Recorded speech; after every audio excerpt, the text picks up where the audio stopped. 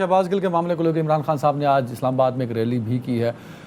मुतालबा तो बार बार यही है कि शहबाज गिल के साथ ज़्यादती भी हो रही है, जिस्मानी तशद्दुद और जिनसी तशद्दुद का निशाना बनाया गया। दूसरी जानिब वज़ीर इत्तलात मरियम औरंगज़ेब साहब ने एक वीडियो दिखाई जिसमें शहबाज गिल जो कल मास्क का मुतालबा कर रहे थे, ऑक्सीजन मास्क का, तो आज वो एक फ़ाइल पढ़ते और चहलकदमी करते दिखाई दिए। तो ये बड़ा तज़ाद है। मेडिकल रिपोर्ट भी उनकी कुछ और कहती है, और वो तो कहती है कि वो बिल्कुल फिट हैं, जो कि पाकिस्तान तहरीक इंसाफ और ख़ुद शहबाज गिल साहब नहीं मानते थे। मुल्क की सियासी सूरत हाल और शहबाज गिल का ख़ास तौर पे जो इशू है, इस पर हम बात करेंगे। इमरान खान साहब बैठना नहीं चाहते। वो कहते हैं कि सिर्फ़ और सिर्फ इलेक्शन, उनका मुतालबा और इलेक्शन होंगे तभी पाकिस्तान तहरीक इंसाफ और खान साहब सेटिस्फाई होंगे। तो इस सब पर बात करने के लिए मुझे ज्वाइन किया स्टूडियो में पाकिस्तानी रहनुमा सैयद सिब्त हैदर बुखारी साहब ने। बुखारी साहब बहुत शुक्रिया वक्त देने के लिए।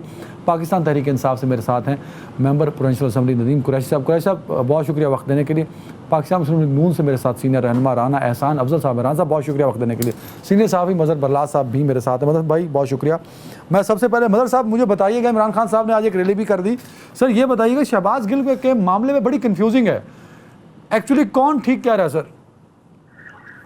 गुजारिश है, एक तो मैं थोड़ा सा माजी में ले जाऊँ आपको कि कायद आज़म ने अफसरान से खिताब करते हुए ये कहा था जी कि आप सियासतदानों की नाजायज बातें ना माने, आपने कानून के मुताबिक जो चीज नहीं होगी वो नहीं माननी। तो इसका मतलब है कि कायद आज़म का फरमान जो है वो अहम हो गया, इसलिए कि वो बानी पाकिस्तान है, हमें उनकी बात माननी चाहिए जी। तो जो अफसरान गैर कानूनी काम कर रहे हैं उन्हें सोचना चाहिए कि वो मौजूदा हुकूमत की बातें मान रहे हैं या कायद आज़म का फरमान मान रहे हैं। सर गैर कानूनी हो क्या कह रहा है मदर साहब? दूसरी गुजारिश सुन लीजिए सर, जो शहबाज गिल साहब पे बात है, ये भी मैं माजी से मिसाल दूंगा। आपको याद होगा आज उनका यौम शहादत भी है राशिद मन्हाज साहब का। जी। तो राशिद मन्हाज साहब ने अपने सीनियर की बात नहीं मानी थी। उनका सीनियर उन्हें कह रहा था इंडिया चले जाओ, वहां जहाज जो है लैंड करो।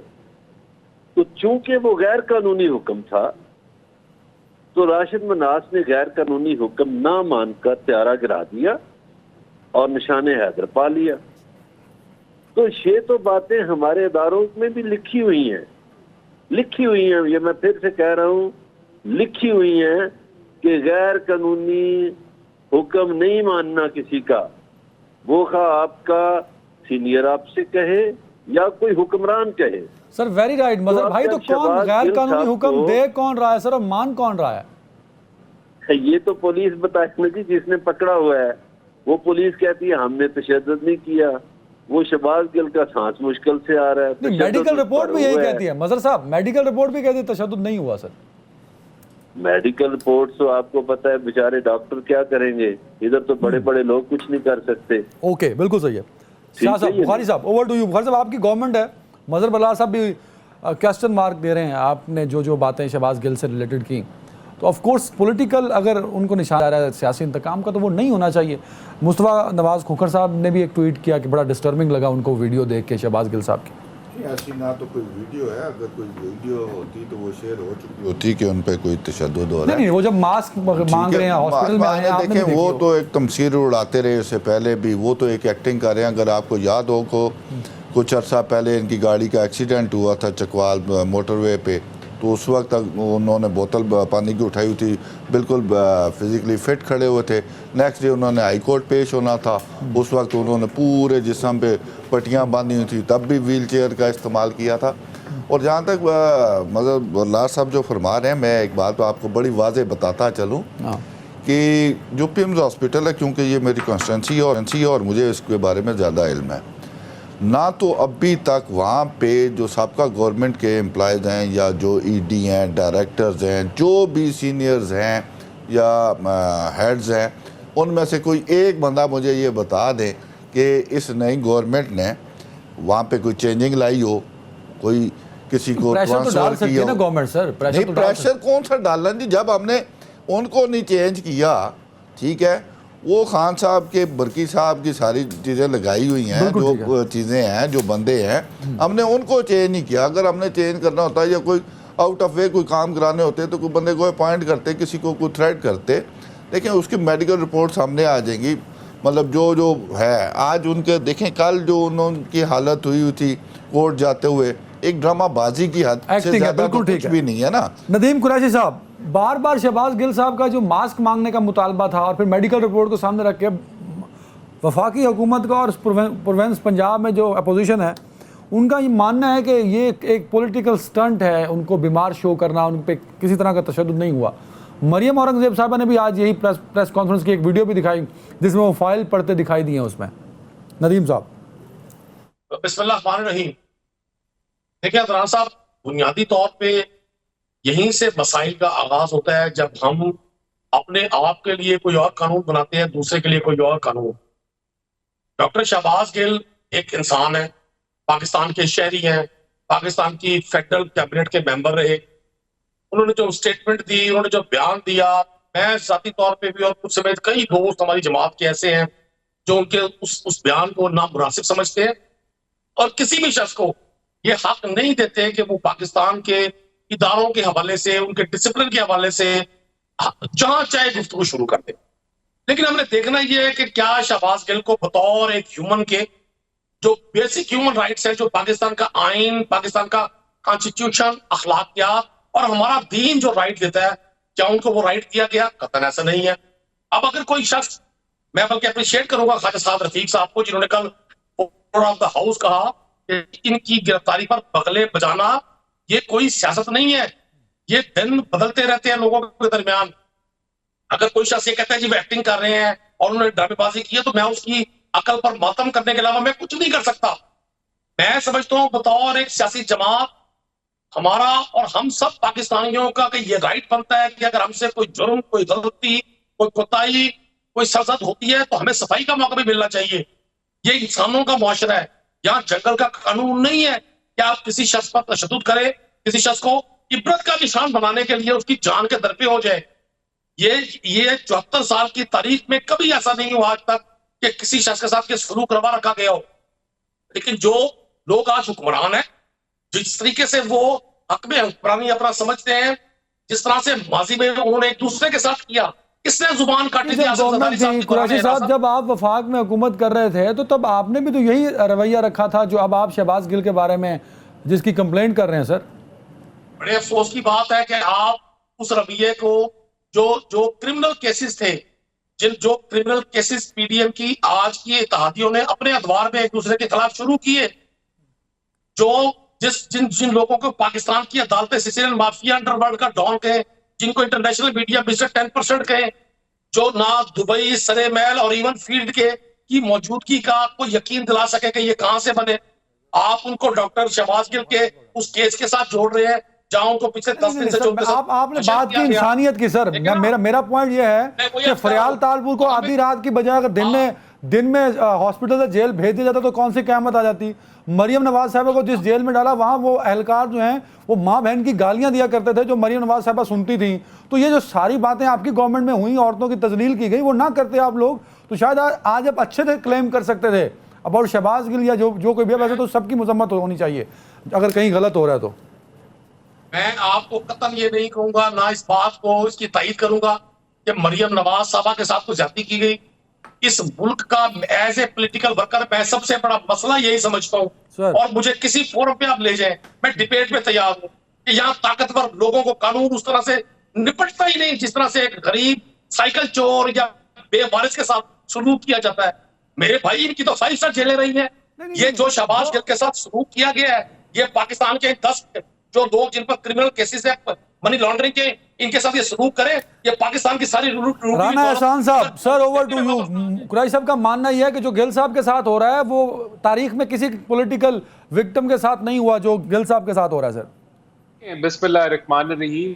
मैं हर प्रोग्राम जो मैंने इस प्रोग्राम से पहले किया है उसमें मैं ये कहता रहा हूँ कि तशद्दुद जो है वो किसी भी बंदा जो कन्फाइनमेंट में हो उसकी मजम्मत करनी चाहिए और ऐसा नहीं होना चाहिए। लेकिन आज जो मैंने वीडियो देखी है शहबाज गिल साहब की जिसमें वो फाइल पढ़ रहे हैं और बड़े रोब से पूछ रहे हैं वो पुलिस एहलकार से, जो आज की गालपन जो वीडियो है, इनको शर्म आनी चाहिए कि किस तरह का टोपी ड्रामा ये कर रहे थे, जिस तरह की वो एक्टिंग कर रहे थे। वो व्हील चेयर के ऊपर मुझे तो लग रहा था पता नहीं अगले घंटे तो है वो जिंदा रह सकेंगे या नहीं रह सकेंगे। ये इन्होंने जिस तरह वो पहले ड्रामा रचाया कि मेरी गाड़ी का एक्सीडेंट नहीं है, ये कातिलाना हमला है, और 48 घंटे कातिलाना हमला, यहाँ तक कि इमरान खान साहब खुद कातिलाना हमला की बात करते रहे। और वो राणा साहब कता कलामी की माफी, दमा के मरीज तो वो हैं ना, हो सकता है जब वो हॉस्पिटल जा रहे थे कल जब वो लेके जा रहे तब उनको उस दमे का अटैक हो रहा, उन्हें जरूरत हो मास्क की। आज जो वीडियो है उसमें सिचुएशन, मैं टॉर्चर की बात कर रहा हूं, मैं बात कर रहा हूं सेक्सुअल असॉल्ट की। इन्होंने कहा कि सेक्सुअल असॉल्ट किया गया है शहबाज गिल साहब को। क्या सेक्सुअल असॉल्ट का विक्टिम इस तरह खड़ा होता है और इस तरह रोड डाल रहा होता है पुलिस एहलकारों के ऊपर? क्या सेक्सुअल असॉल्ट का जो विक्टिम है उसको आपको साबित करना होगा कि सेक्सुअल असॉल्ट है, या इमरान खान कहने से उसकी सेक्सुअल असॉल्ट हो जाएगी? देखिए ये झूठ बोलते हैं आवाम से, टोपी ड्रामा करते रहे। मैं उस वीडियो देखने के बाद मुझे काफी गुस्सा चढ़ा कि यार तो हया कर ले, हर जगह सियासत करनी है, हर जगह टोपी ड्रामा करना है। कम से कम अगर किसी असल आदमी के साथ कोई जाती हो रही है तो उसकी तो शक्ल रहने दें। ये जो टोपी ड्रामे आप सर ये कंफ्यूज कर रहे हैं राणा साहब आप, ये तो आप वही बात करें जो पीटीआई वाले करते थे कि नवाज शरीफ साहब हॉस्पिटल में है, फिर वो कॉफी शॉप में क्या कर रहे हैं? आप कह रहे हैं कि टॉर्चर हुआ तो वो फाइल क्यों नहीं पढ़ सकते खड़े होके? मतलब ये बात समझ में नहीं आ रही सर, आप भी तो फिर गलत कंपैरिजन है, बड़ी माजरत के साथ सर। आप नहीं, मैं एक मिनट, लेट मी एक्सप्लेन। मैं मजम्मत करूंगा अगर ये साबित हो गया, अगर ये मेडिकल रिपोर्ट आती कि उनके ऊपर टॉर्चर हुआ है, तो मैं उसकी मजम्मत आज भी करूंगा, कल भी करूंगा। लेकिन ऐसी कोई सबूत नहीं आया। अभी उनको कोई मिसिंग पर्सन नहीं बनाया गया, उनको गायब नहीं कर दिया गया, उनको कानून के आगे रखा गया है। रोज वो कोर्ट पे पेश होते हैं, रोज वो अदालत में जाते हैं। मैं बिल्कुल सही है, देखिए मदर भाई बिल्कुल सही। मदर साहब जरा मैं चाहूंगा, क्योंकि आप तारीख की बातें करते हैं, हमने जरदारी साहब पे होने वाला जुल्म भी देखा भी, सुना भी, अखबारों में पढ़ा, फिर नवाज शरीफ साहब और शहबाज शरीफ साहब की जेलें और उनकी गिरफ्तारियां, फरियाल तालपुर साहिबा की गिरफ्तारी, हॉस्पिटल जाना और फिर आना, मरियम साहिबा को लेके जाना।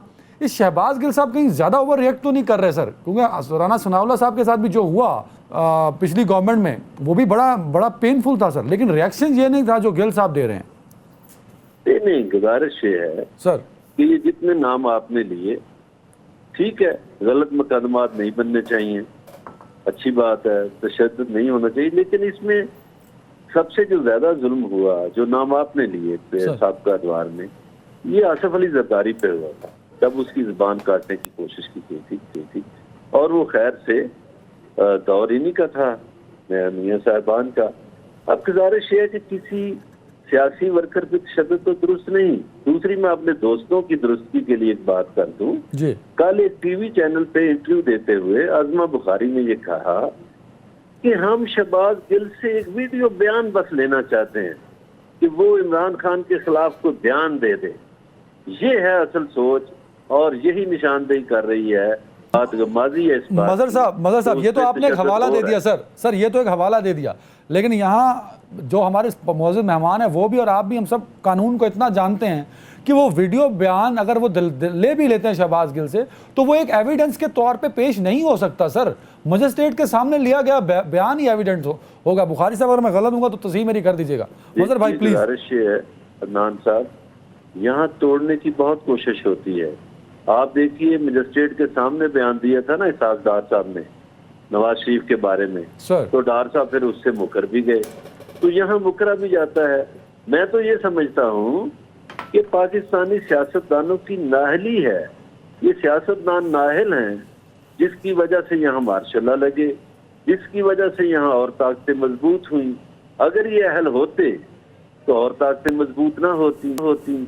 ये चूंकि खुद भागते हुए जाते हैं, ज़ियाउल हक ने इनके बारे में बहुत अच्छी बात कही थी, मैं वो नहीं दोहराऊंगा, लेकिन ये इक़्तिदार के भूखे हैं सब सियासतदान, ये हाजिर जनाब कहने के लिए हर वक्त तैयार रहते हैं। अगर ये एक होते, अगर ये पाकिस्तान का सोचते और एक दूसरे की टांगे ना खींचते, साजिशें ना करते, तो आज पाकिस्तान कहाँ से कहीं और जाता। बिल्कुल। मैं यहाँ बहुत सी मिसालें इंडियन आर्मी चीफ की ला सकता हूँ कि नेहरू ने उनके साथ क्या किया। नेहरू को जब मिलने की कोशिश वेरी राइट, पॉलिटिकल कंसेंसस की बात करें। भाई साहब मैं चाहूंगा ब्रेक लेने ताकि आप तसल्ली से जवाब दे सकें, क्योंकि आप जरदारी साहब की बात हुई, पीपल्स पार्टी की भी हुई, कंप्लीट जवाब लेने के लिए ब्रेक और ब्रेक साहब तरफ। Welcome back. बुखारी साहब, पॉलिटिकल कंसेंसस बहुत ज़रूरी है। अब आज जो रिपोर्ट आई है गौरव स्टैटिस्टिक की महंगाई 43% पे जा पहुंची है सर। मुल्क का सबसे बड़ा मसला माशी मसला है, सैलाब आया हुआ है, तबाहकारी हर तरफ, हम उस पर तवज्जो नहीं दे रहे, हमने एक दूसरे की सियासत चमकाई हुई है। ज़रा इस पर भी तो कमेंट कीजिएगा। दूसरा, जो मुस्तफ़ा नवाज़ खोखर साहब कह रहे हैं ना सर, वो शहबाज गिल के इशू को कह रहे हैं कि हमें शेम ऑन अस, आप कह रहे हैं कि शहबाज गिल ड्रामा कर रहे हैं। तो पीपल्स पार्टी के दो लोगों का दो डिफरेंट ओपिनियन है सर। नहीं, उन्होंने मेरे सामने ट्वीट पढ़ा सर। देखिए, ट्वीट पढ़ा हुआ है।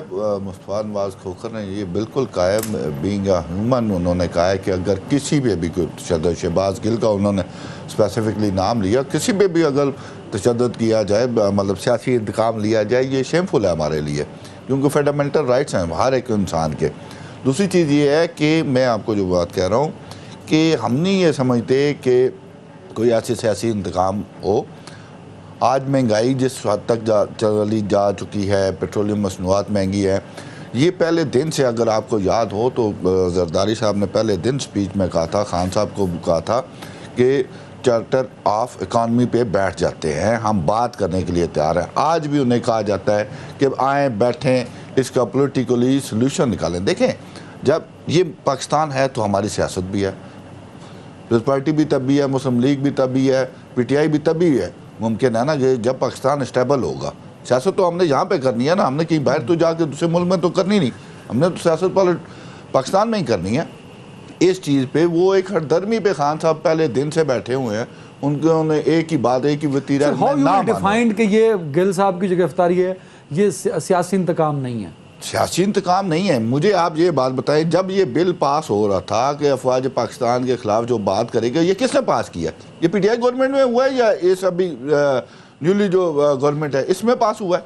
उस वक्त भी तो हम कहते थे कि इसको पॉलिटिकली मत यूज करें, हमने उस वक्त भी इसकी मुखालफत की थी। अगर आपको याद है, ये कब बिल पेश हुआ, रिमांड की क्या जरूरत है? बार बार बयान दे दिया। बयान की असल मकसद ये है, रिमांड जो है सिर्फ ये देखना है। देखें, ये अनस्टेबिलिटी जो पैदा करने जाते हैं, ये हमारे दुश्मन मुल्क भारत के साथ मिलके वहाँ से सोशल मीडिया पे कैंपेन चल रही है, वहाँ से ट्वीट हो रहे हैं।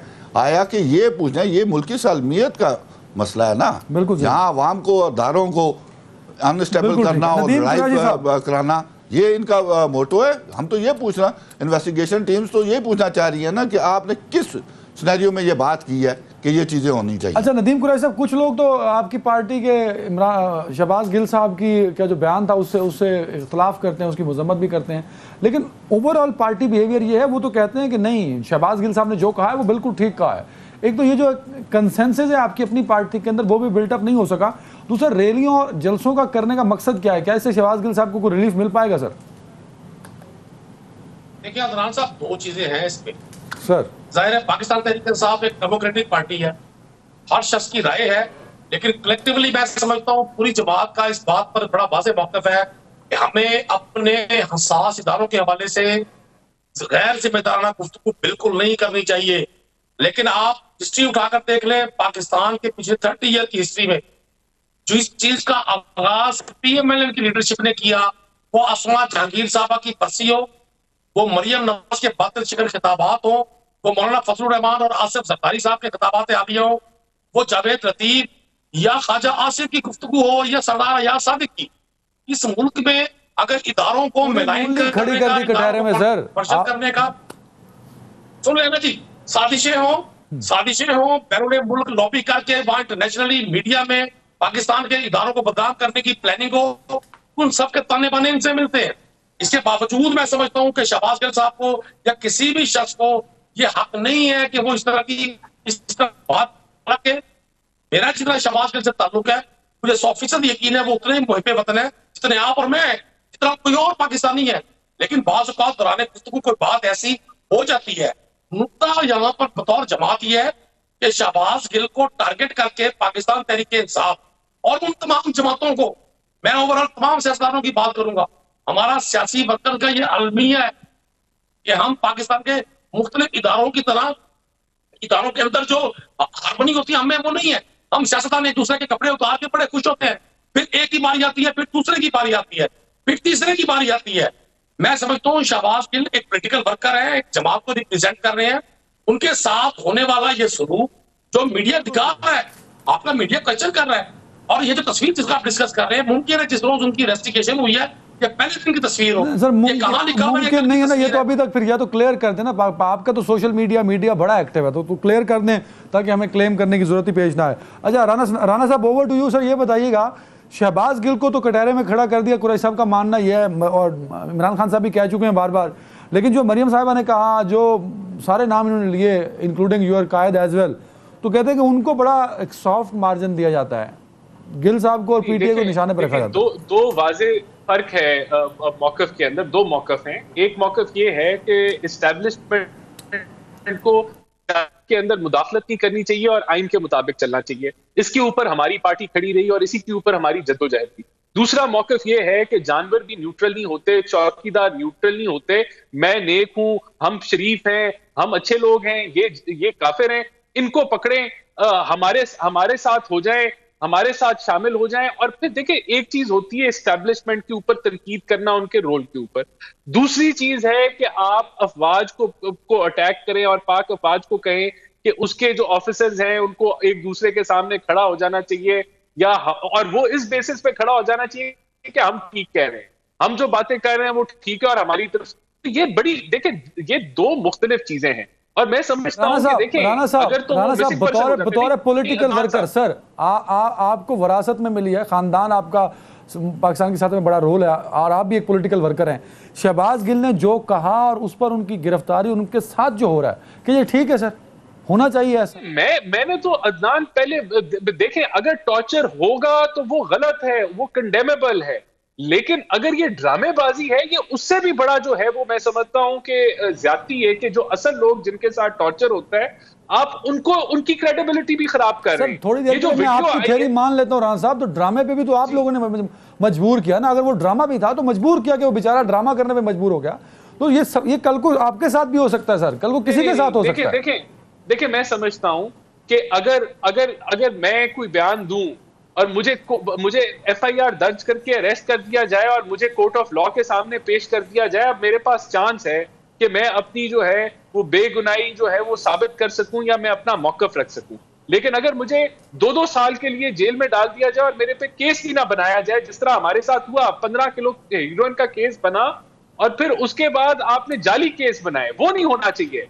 आज जो अगर वो बेगुनाह है या उन्होंने लाइन नहीं क्रॉस की, तो जो बॉल है वो कोर्ट के हाथ में, उनको वहां से रिलीफ मिल जाएगा। लेकिन बात, मेरा कहने का मकसद ये, जो हमने तो ये भुगता कि नैब ने 8-8 महीने रेफरेंस नहीं डायल किया, हमने इन्वेस्टिगेशन स्टेज पे सर वो भी गलत था राणा साहब, वो भी गलत था जो अब हो रहा है। उस पर ब्रेक पे जा रहा हूं, और ब्रेक के बाद जो मजहर बात साहब की पॉलिटिकल कंसेंसस की, बुखारी साहब एग्री हैं।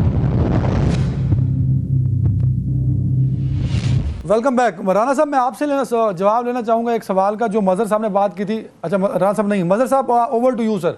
आपने बात की पॉलिटिकल कंसेंसस की, बिल्कुल होना चाहिए, लेकिन इमरान खान साहब उस पॉलिटिकल कंसेंसस के लिए तैयार नहीं है। वो ये कहते हैं कि तो हैं ही चोर और डाकू। जैसे इंडिया कहता है कि हम अमन की बात करेंगे लेकिन पाकिस्तान तो दहशतगर्द है, तो बातचीत नहीं हो पाती। खान साहब कहते हैं कि मैं बातचीत करूंगा पर ये चोर हैं, तो मैं किससे बात करूं? तो कैसे वो पॉलिटिकल कंसेंसस डेवलप होगा जिसकी आप बात कर रहे हैं? नहीं, देखिए, इमरान खान ने जो बातें की हैं वो तो ये कहते हैं कि मैं मुज़ाकरात के लिए तैयार हूं, मगर मुज़ाकरात की मेज पर लाने के लिए पहले आप इलेक्शन की तारीख का अनाउंस करें। अब इस बात पे ये अड़े हुए हैं और बज़ेद हैं। लेकिन ख्वाहिश ये है कि मेरे दोस्त राणा साहब या दूसरे जो मेहमान बुखारी साहब बुखारी साहब, इन्होंने इन 4 महीनों में मुल्क को क्या डिलीवर किया है, कौम को क्या डिलीवर किया है, अवाम को क्या डिलीवर किया है। इसका मतलब है कि अवाम का मफाद इनके मद्देनजर ही नहीं था या नहीं है, क्योंकि इन्होंने तो अपने केसेस सीधे किए। ये अभी नैब को रो रहे थे, नैब वाले काम सारे खत्म कर लिए। और ये कौन सी बात हुई कि जी 50 करोड़ तक की चोरी होगी तो नैब नहीं पूछ सकेगा। तो चोरी भाई 1 लाख की भी होती है, 1 रुपए की भी होती है, 1 करोड़ की भी होती है। तो अपने लिए तो ये सब कुछ किए जा रहे हैं, लेकिन लोगों के लिए क्या किया? क्या बिलावल भुट्टो जरदारी ने महंगाई मार्च नहीं किया था? क्या मरियम नवाज और हमजा शहबाज ने महंगाई मार्च नहीं किया था? तो इनकी जो 4 माह की हुकूमत है उसमें महंगाई में कितनी कमी आई है, ये बातें तो ये नहीं बताएंगे। मैं ये पूछ लेता हूं, मैं ये अभी पूछ रहा तक था। ये जी अभी तक ये सिर्फ अपने लिए कानून साजी कर रहे हैं। अब ये नवाज शरीफ के लिए कानून साजी करने जा रहे हैं कि उनकी नाअहली किसी तरह खत्म हो और मरियम नवाज की नाअहली खत्म हो। बिल्कुल सही। तो यानी कानून इनके लिए है, लोगों के लिए बुखारी नहीं साहब, है। राणा साहब तो गुजारिश ये है कि इनके लिए मुखालफीन को क्रश कर दो, तशद्दुद मैं करो, रिस्पॉन्स जिस ले तरह लूं इन्होंने मजहर भाई, पंजाब में रिस्पॉन्स ले लूं ड्रामे किए थे। मैं रिस्पॉन्स ले लूं। अच्छा बुखारी साहब आप अकेले हैं, राणा साहब हमारे साथ उन्होंने जाना था कहीं, तो ये जवाब आपको देना पड़ेगा। You are also the government, और बिलावल साहब ने वाकई महंगाई मार्च किया था, हमने वो कवर भी किया था, तो why not he is doing a महंगाई मार्च। लेकिन मैं एक बात बताऊं, मेरा और आपका ये एग्रीमेंट नहीं है। ये एग्रीमेंट जो IMF के साथ जो कुछ भी हैं, ये स्टेट के एग्रीमेंट्स है। ये सिर्फ खान साहब के हद तक का एग्रीमेंट नहीं था, उन्हें उससे कोई कंसर्न नहीं कि गवर्नमेंट किसकी है। लेकिन स्टेट के जो एग्रीमेंट्स होते हैं, उसमें जो एग्रीमेंट्स ये करके गए, जिसमें हमें भी फंसाया, हम भी ये समझते हैं कि ये इलेक्शन ईयर है। कतर कलामी की माफी, ये एक मेरे सामने फिगर पड़ा ना बुखारी साहब, जब इमरान खान साहब गए थे ये 17 पे था, आज ये 43 पे है। तो ये रिस्पॉन्सिबिलिटी किसकी है? ये जो 25 का, देखिए मैं वही बात कर रहा हूँ। देखिए हम ये समझते हैं कि हम पॉलिटिकल जो वर्कर है, जो पार्टी है, वो ये समझती है कि जब इलेक्शन ईयर है, 1 साल रह गया इलेक्शन में, ठीक है। अब इलेक्शन मतलब 2023 17 अगस्त तक तो असम्बली की मुद्दत है, इलेक्शन तो इन टाइम होंगे। हम ये समझते हैं कि पार्टी गवर्नमेंट ये समझती है कि अगर डिलीवर ना किया तो उसके नताइज हमें भुगतने पड़ेंगे। उनकी सियासत खत्म होती है, पॉलिटिकली पार्टीज खत्म हो जाती हैं जब वो डिलीवर ना करें। साहब ने बात की बड़ी क्लियर है, वही कह रहा हूं कि जब 17% महंगाई थी जब आपने हुकूमत संभाली, आज वो 43% है, 25 तो बढ़ गई, डबल से भी ज्यादा। तो कोई तो रिस्पॉन्सिबल है ना, इमरान खान तो नहीं हो सकते। मेरी बात सुने, मैं यही तो कह रहा हूँ कि स्टेबिलिटी की बात होती है ना, गवर्नमेंट जब स्टेबल होगी तब। आज खान साहब ने तो यू आर फेल, आप ये एडमिट कर रहे हैं क्या? नहीं, हम फेल नहीं। अब डॉलर की प्राइसेस कहाँ इंक्रीज कर रही थी, fuel prices, Aahista Aahista stability आएगी जब दोस्त ममालिक से लोन, और सबसे बड़ी चीज़ जो है IMF से जब आप ग्रे लिस्ट में थे, आज आप जाके क्लियर हो रहे हैं। जब ये चीज़ें आप IMF से क्लियर होंगे, हल कर देते हैं, FATF से क्लियर होंगे, मजहर साहब का जो पॉइंट बता दीजिए, 4 महीने में ये क्या गवर्नमेंट एतमाद करेगा ना। तो 4 महीने में चलो डिलीवर। आप ब्लैक लिस्ट है, ग्रे लिस्ट में है, वॉच लिस्ट में आप पड़े हुए, तो आप पे कौन ट्रस्ट करेगा? जब तक आपको क्लियर नहीं होगा तब तक ये टाइम ज्यादा, 30 सेकंड में जवाब देखें। बिलावल साहब का भी मुतालबा ये था, नून लीग का भी पब्लिक रिलीफ होना चाहिए। 4 महीनों में क्या पब्लिक रिलीफ दिया आपने सर? पब्लिक रिलीफ देखें, मैं एक बात कह रहा हूं ना कि पब्लिक रिलीफ होगा, अभी तक नहीं दिया। जब तक आपके पास रिजर्व्स ही नहीं होंगे तो आप कैसे पब्लिक को रिलीफ देंगे? कुरैशी साहब, सर रिजर्व, बिल्कुल ठीक है कुरैशी साहब, रिजर्व पर तो एक क्वेश्चन मार्क है। पाकिस्तान की इकोनॉमी स्टेबल नहीं थी, ऑफ कोर्स इमरान खान साहब जब गवर्नमेंट में थे, जब वो छोड़ गए, अब तो खैर बहुत ही बेड़ा गर्क हो गए। तो कहीं ना कहीं पॉलिटिकल कंसेंसस में बड़ा टारगेट इकोनॉमी है इस मुल्क का, क्या उस पर इमरान खान साहब को बैठ नहीं जाना चाहिए मौजूदा हुकूमत के साथ? इलेक्शन होते रहेंगे, वो अलग से प्रोसेस है, उसकी एक अलग से कमेटी बना दी है, but for the economic situation why Pakistan Peoples Party is not taking the serious this issue? Sir देखिए इमरान खान साहब जब गवर्नमेंट में थे, इमरान खान साहब ने उस वक्त भी बड़ा पपांगे दोहल कहा, वाज़ेह कहा, कई जगहों पर कहा कि मैं बातचीत के लिए तैयार हूं, मां सिवाय करप्शन केसेस के। और आज भी मजहर प्रहलाद साहब ने बिल्कुल ठीक कहा। खान साहब कहते हैं कि आप इलेक्शन में आ जाए, मैं बैठने के लिए तैयार हूं। असल में जो आपने अब नुक्ता उठाया, यही नुक्ता है। अवामी हमायत खो देने के बाद मौजूदा PDM सरकार के पास ये शहबाज गिल, इमरान खान साहब की गिरफ्तारी की ख्वाहिश, पाकिस्तान तहरीक इंसाफ के वर्कर्स पे तशद्दुद, उनकी गिरफ्तारियां, ये सारी चीजें उस वक्त बामे अरूज पर पहुंची जब 17 जुलाई के बाई इलेक्शन में पंजाब के लोगों ने इन 11, 12, 13 जमातों को यकसर मुस्तरद कर दिया। ये अपनी हुकूमती मशीनरी इस्तेमाल करने के बावजूद पंजाब में इनको बर्फनाक शिकस्त हुई। अब ये चाहते हैं कि इस अवामी हमायत से इमरान खान को रोकने का क्या तरीका है? कभी फॉरेन फंडिंग केस, कभी तोशाखाना की बातें, कभी किसी खातून के नाम। इनके पास वाज़ेह कोई चीज नहीं है। मैं आपको कर्ज कर दूं, इस हुकूमत का पहले दिन से मौजूदा हुकूमत का टारगेट यही था कि ये इक़्तिदार में किसी भी तरह से आ जाए। चूंकि ये इक़्तिदार के परिंदे हैं, ये इक़्तिदार की राहदारियों में जिंदा रह सकते हैं। जैसे मछली पानी के बगैर नहीं रह सकती, ये मौजूदा PDM इक़्तिदार के बगैर नहीं रह सकती। आप सरदारी साहब से सिंध की गवर्नमेंट ले, सरदारी साहब सीधे हॉस्पिटल चले जाएंगे। ये माजी में भी होता रहा।